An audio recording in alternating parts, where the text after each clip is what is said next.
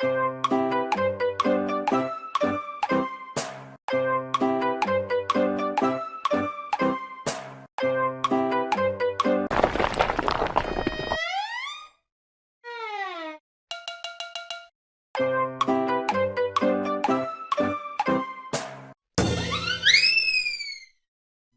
the guide for factoring polynomials. We need to start with the common monomial factoring.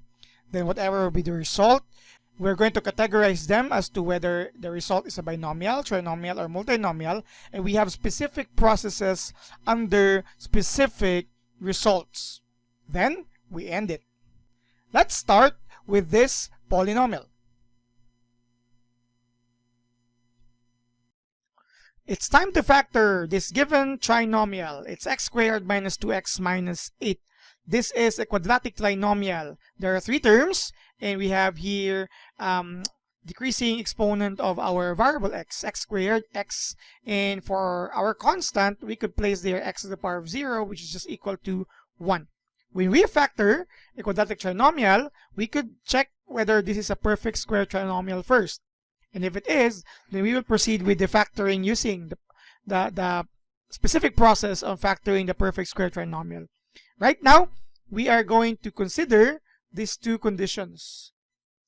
And if these two conditions will not be met, then automatically, well, let's look for the second step of factoring quadratic trinomial. The first condition to be met for this to be considered as a perfect square trinomial is that the first term and that the last terms should be perfect square. Okay?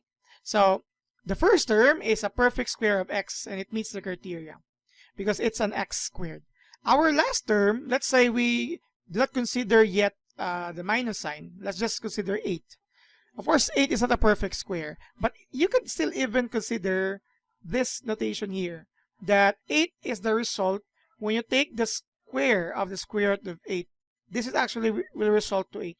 So even if 8 is not a perfect square of an integer, 8 is a perfect square of a radical expression square root of 8.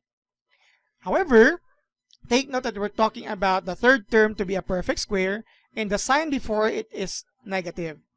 So in this case, this is no longer possible. Negative 8 is not a perfect square of any real number. I'm trying to crack here real, because you can still make negative 8 as a perfect square of a number, but that number is an imaginary number. So just for this case, the first condition is no longer satisfied. No need to proceed to the second condition. This already proves that this is not a perfect square trinomial.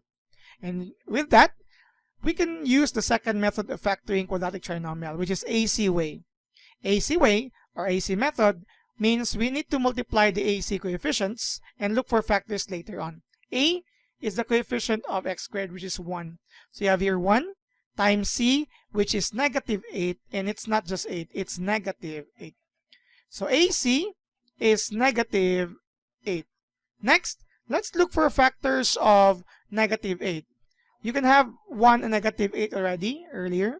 You could also choose 2 and negative 4. You could even choose the opposites, negative 1 and positive 8, and negative 2 and positive 4. These four pairs of factors, when multiplied by the corresponding pair, will result to negative 8. And the AC way allows us to do this. Let's try to add all of these pairs. And if ever we can find one pair that will result to negative 2 as the coefficient of the middle term, then this is factorable. If ever we cannot look for any pair that when added will result to negative 2, our given is non-factorable. In short, we can no longer factor it, and the entire trinomial is already the simplified form.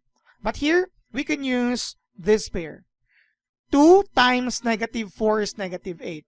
2 plus negative 4 is negative 2. This means our trinomial is factorable. And the factors are these. Whenever you factor quadratic trinomial, you're more or less expected to have two binomial expressions, using the first term as the square root of the first term of the given trinomial. The square root of x squared is x. You place x here. You place x here as well. And then you place these coefficients. Since it's positive 2, you will use here plus 2. since it's minus 4 or negative 4, you will have minus 4. These are now the factors of the given quadratic trinomial. If you're not convinced with this, try to use FOIL method, and I guarantee that it will return to the original. By the way, not be so concerned with what if you're written here negative 4 first, and this is where you place plus 2. It's just okay because your binomial expressions are under multiplication, so multiplication is commutative, so it doesn't matter. So this is now the answer for this video.